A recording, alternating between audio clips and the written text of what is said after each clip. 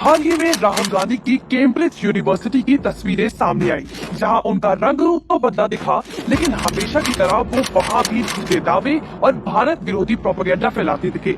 एक विदेशी मंच से राहुल गांधी अमेरिका या चीन की तारीफ करना नहीं भूले, लेकिन क्या आपने उन्हें भारत की कोविड वैक्सीन की सफलता पर बात करते सुना? युद्ध और महामारी के बावजूद विकसित होते भारत के बारे में क्या उन्होंने कोई बात कही? डिजिटल पेमेंट में भारत रिकॉर्ड बना रहा है, क्या राहुल गांधी ने ये बताया? G20 का अध्यक्ष बनते भारत की तारीफ करते सुना? नहीं ना, क्योंकि राहुल गांधी की पुरानी आदत है देश की छवि अंतर्राष्ट्रीय मंच पर जाकर खराब करना। उनके कुछ झूठे दावे और दोगलेपन के उदाहरण आपको बताते हैं। लोकतंत्र पर सवाल। अगर देश में लोकतंत्र नहीं है, अभिव्यक्ति की आजादी नहीं है, तो राहुल गांधी आकर विदेश जाकर भारत की बुराई कैसे कर पा रहे हैं? क्या किसी ने उन्हें रोका या जेल में डाला? अगर देश में लोकतंत्र ना होता तो आज राहुल गांधी जो देश को बदनाम न कर रहे होते। वैसे हैरानी की बात है, लोकतंत्र की बात भी वो कर रहा है जिसकी खुद की दादी ने देश में संविधान का गला घोटते हुए इमरजेंसी थोप दी थी और तो और संविधान को बिना किसी की राय लिए बदल डाला। तो लोकतंत्र तब नहीं था या अब नहीं है? कश्मीर पर उछाली कीचड़।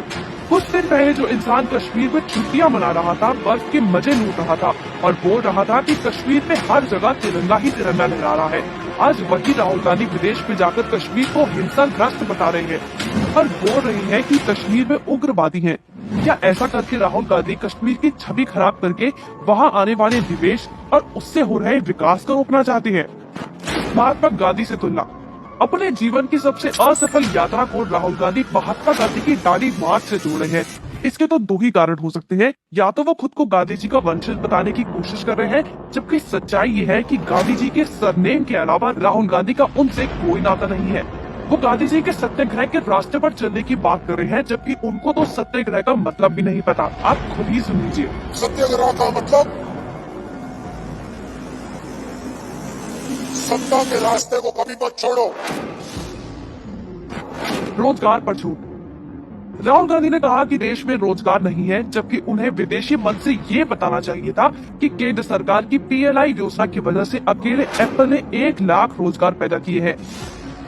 उन्हें भारत की तारीफ करते हुए ये नहीं बोलना चाहिए था कि भारत सिर्फ देश ही नहीं, यूके अमेरिका के लोगों को भी रोजगार दे रहा है और वहाँ के PM और राष्ट्रपति भारत का शुक्रिया करते नहीं थक रहे।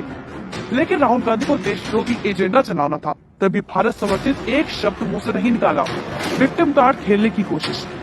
लोगों से झूठ के दम पर सिंपैथी लेने का काम राहुल गांधी बहुत पहले से कर रहे हैं, लेकिन कैम्ब्रिज में जाकर उनका कहना था कि उन पर आपराधिक मामले थोपे जा रहे हैं, जबकि उन पर मामले थोपे नहीं बल्कि भ्रष्टाचार के आरोपों के तहत कानूनी कार्रवाई की जा रही है। भारत की एकता पर सवाल। राहुल गांधी ने एक बार फिर भारत को राज्यों का संगठन बनाया। क्या राहुल गांधी भारत को एक देश नहीं मानते? क्या उनका ये दावा भारत की एकता के खिलाफ नहीं है? तो आखिर जो भारत को एक देश नहीं मानता, उसे हम अपना प्रधानमंत्री बनाने की सोच भी कैसे सकते हैं?